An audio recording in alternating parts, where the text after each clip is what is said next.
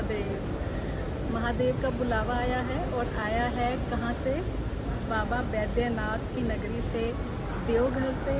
तो निकल पड़े हैं हम अपनी फ़्लाइट से। सुबह सुबह की हमारी फ़्लाइट है और आगे हमारे दर्शन कैसे रहते हैं, कैसी सारी सुविधाएं हैं वहाँ पे, तो सारी इन्फॉर्मेशन के लिए जुड़े रहिएगा मेरे साथ मेरे चैनल पे। Hello and welcome back to the channel Tasty Travel with Friend और दिस इज़ प्रोमिला वर्मा। तो चलते हैं देवघर और मिलते हैं वहाँ पर। बाबा बैद्यनाथ धाम झारखंड के डिस्ट्रिक्ट देवघर में है। यहाँ आप जाने के लिए आप बाय ट्रेन भी जा सकते हैं या बाय एयर भी जा सकते हैं। देवघर एयरपोर्ट की कनेक्टिविटी इंडिया के सब मेट्रो सिटीज़ और बड़े बड़े शहरों के साथ है।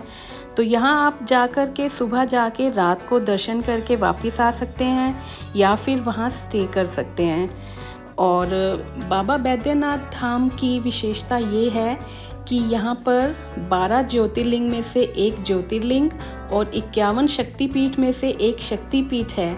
बिल्कुल यहाँ पर माँ सती का हृदय गिरा था, तो इसलिए ये एक बहुत बड़ा शक्तिपीठ है। तो यहाँ पर आप शिव और शक्ति दोनों का आनंद ले सकते हो।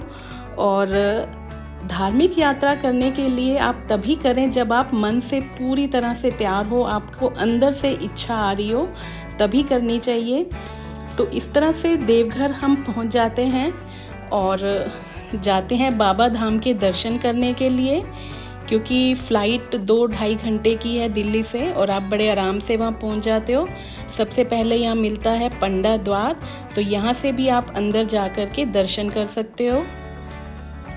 नमो पार्वती पते हर हर महादेव।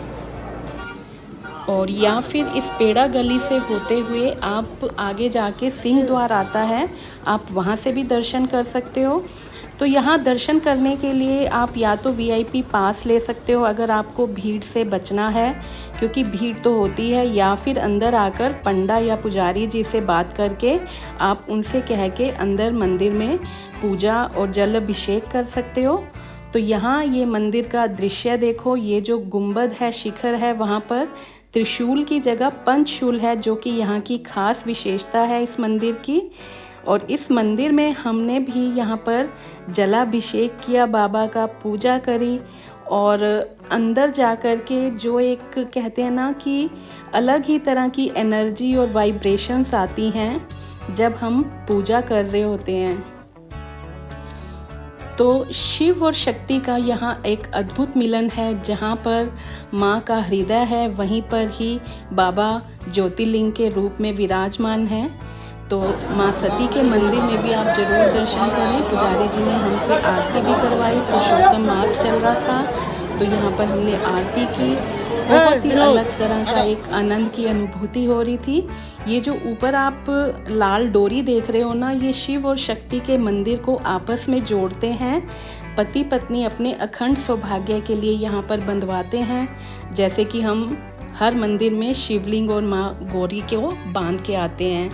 तो इस तरह से बाबा से आशीर्वाद लेकर फिर हम चल पड़े हैं बाबा बासुकीनाथ के दर्शन के लिए, जो कि यहाँ से 40 से 45 किलोमीटर दूर है। श्रद्धालु जो भी आते हैं वो वहाँ पर दर्शन करने के लिए ज़रूर जाते हैं। बाबा के दर्शन करने के बाद कहते हैं कि बाबा बासुकीनाथ के दर्शन किए बिना आपकी यात्रा इनकम्प्लीट है।